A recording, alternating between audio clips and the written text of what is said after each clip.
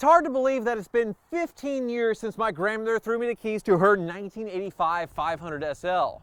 It's amazing that as a teenager I didn't wreck this car or do any crazy modifications or give up on it when it was broken beyond repair or later give in to the temptation to sell it when it started to be worth some money. But one thing that I've just realized with this car is that it's been broken the entire time.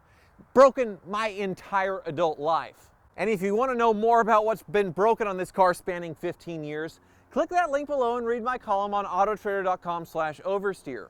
Now, speaking of oversteer, my daily ritual is to check out Oversteer to see what my editor Doug has written, along with the other writers, and enjoy the musing from these like-minded fools. Then I read this.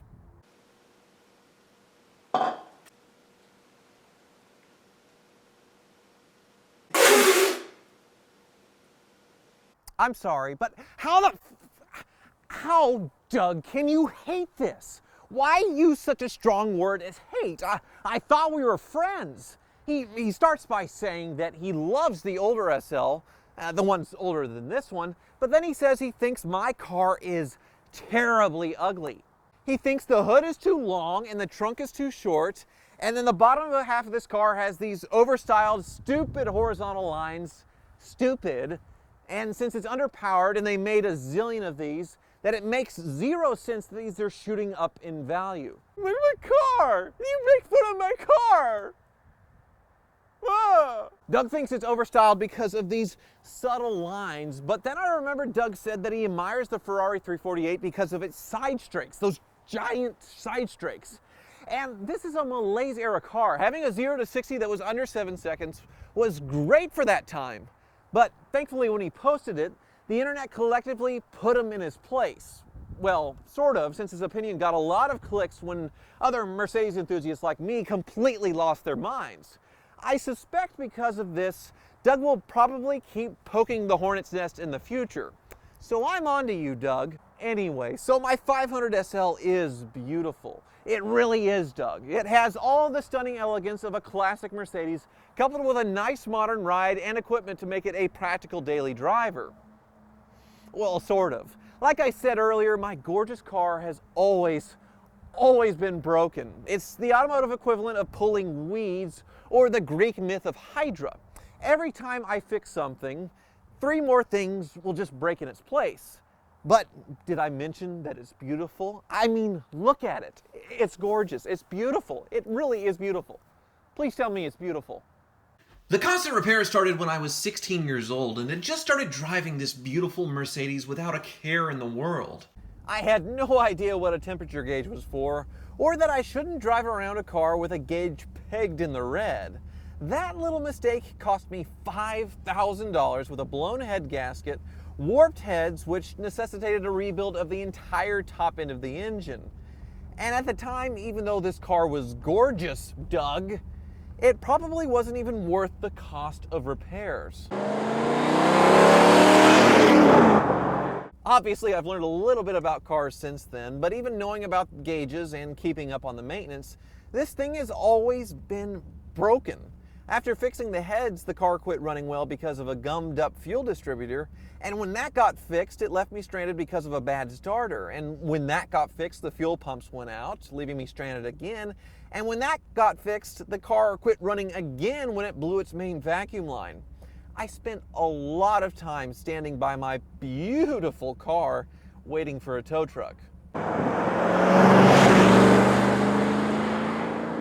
But it's not just things that leave you stranded that can be very frustrating. In the time that I've owned this very attractive car, I've had more than 30 mechanical and electrical failures, which over 15 years and 20,000 miles averages to about 1 unscheduled repair every 6 months, which sounds about right.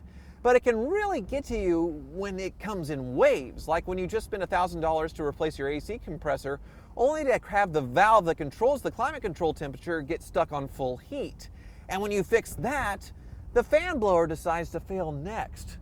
Just one after the other after the other. It's like the song that never ends. This is the car that always breaks. It always breaks. Yes, it does break and break and break.